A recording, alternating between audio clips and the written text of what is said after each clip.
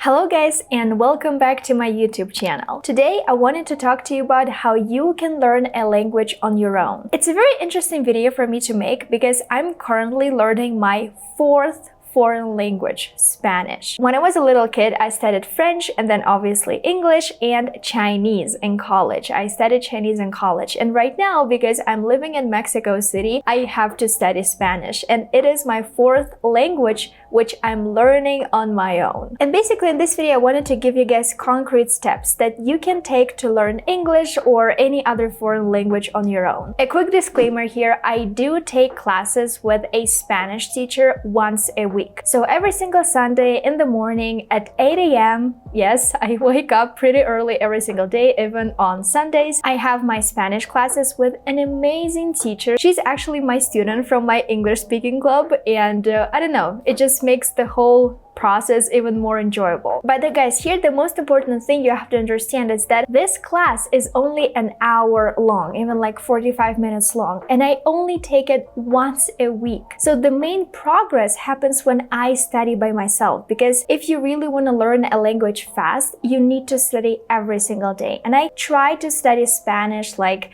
an hour each day. Sometimes there are days when I don't study Spanish at all, and it's absolutely fine. But I want you guys to remember this one thing. A tutor is not gonna magically make you master a language. They're not gonna magically open your brain and put all the knowledge there. It's not possible. You have to do something. And the main progress happens when you study a language on your own. So I guess let's start with me and my Spanish learning journey, because I love using myself as a guinea pig. So basically what I do right now is I'm a complete beginner. I read a lot because my goal right now is to acquire as much vocabulary as possible, to learn as many new words as possible. And the reason why I do this with books and stories is that I genuinely love reading. I think you guys probably know, like I always talk about it, especially on my vlogging channel. Every single time I'm like, oh guys, look, I read a new book. I read this book and that book. Obviously when I read in English, I feel very comfortable. But in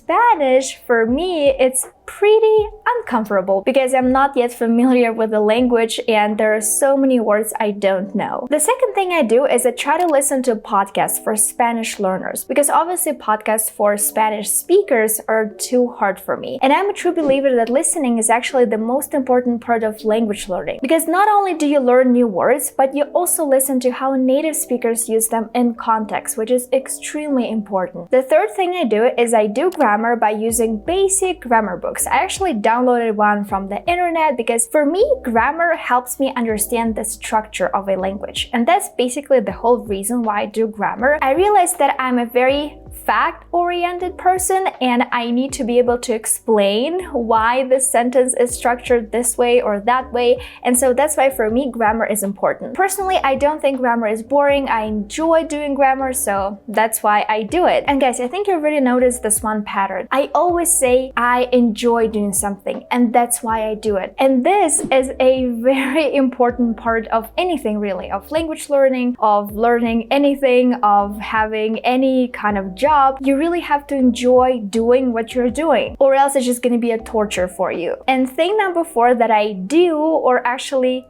don't do, is I don't rush to speak. Obviously, sometimes I have to communicate with native speakers living here in Mexico City, but I say very basic words such as gracias, buenas tardes, things like that. I always joke that my favorite phrase in Spanish right now is un matcha frío con leche de coco, which means cold matcha with coconut milk. Because every single time I go to a coffee shop, I order matcha because I don't drink coffee, and also I'm vegan, so I don't drink regular milk. And this is, you know, the phrase I've mastered. On like basic levels, like using words, I can communicate. But for me, it's not my top priority because I know that I need to learn more vocabulary, because I don't want to sound like a kid, you know? I don't want to just say cash, card, and that's it. I actually want to be able to make full sentences. And to be able to do that, I need to listen a lot. I need to read a lot and learn more and more vocabulary. So right now, once I've shared my Spanish learning journey, you've heard me speak Spanish a little bit, you're probably laughing right now, but basically right now I'm ready to share some tips that will help you study English on your own. The first tip, as you guys have probably guessed, is only do something you enjoy doing. So again, as for you reading is not an option, you hate reading even in your own native language, then don't read. There are so many other ways you can learn new words. For example,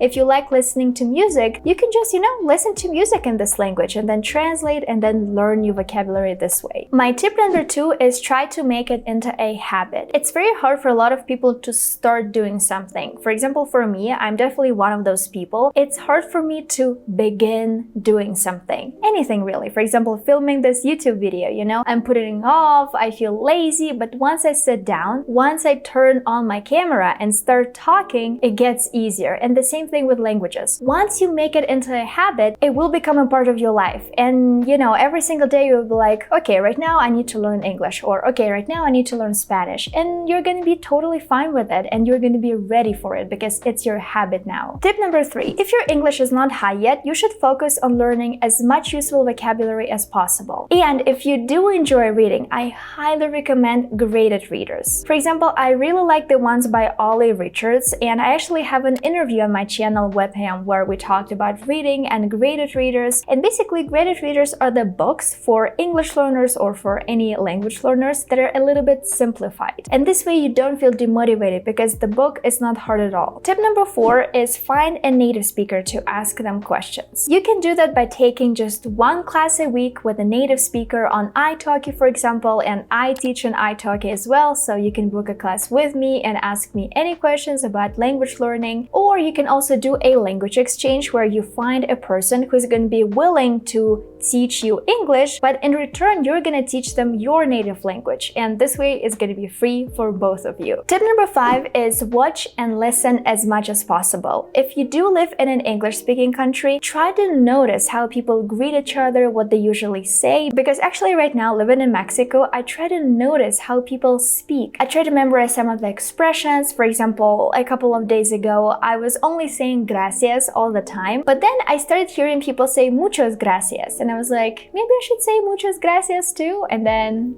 this is basically how I learned. If you don't live in an English-speaking country, it's totally fine because you can still listen and observe when you watch a movie or listen to a podcast, for example. And my tip number 6 is actually the one that I really like. Basically, if you feel like you're a shy person and you're not ready to communicate with people yet, you can talk to yourself, or you can try to name objects in your apartment, or just talk about your day. So for example, you can say what you're doing right now. Like right now, I'm watching a YouTube video. It's a great practice because this way you'll immediately notice the words that you're lacking, and you'll be able to use Google Translate or any other dictionary to look them up and then memorize them. And now, as a bonus thing, let me actually give you a concrete study plan that I personally use to study Spanish, and you can use to study English or any other language really. As I mentioned at the very beginning of this video, I usually dedicate around an hour of my time every single time to Spanish, and the reason being is that I'm a beginner. For me still it's pretty hard, so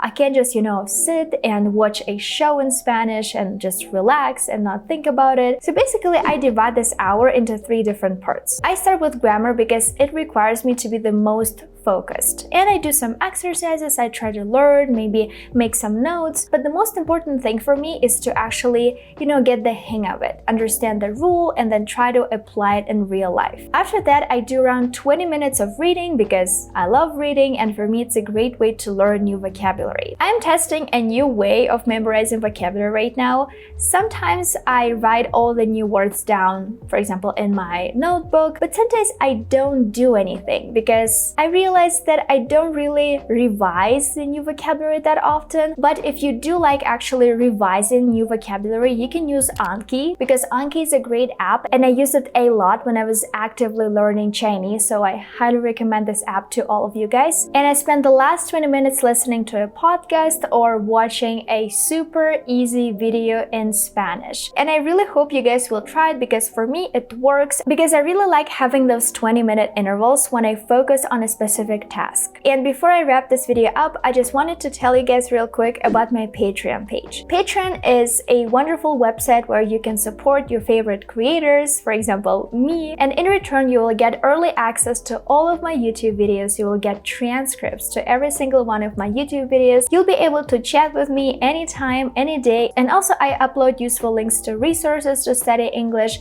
and I create my own personal worksheets. And all of this is included in one membership. So make sure to check out my Patreon page in the description. So yeah, thank you guys so much for watching this video. As usual, don't forget to subscribe to my channel and follow me on Instagram. And I'll see you next time. Bye guys!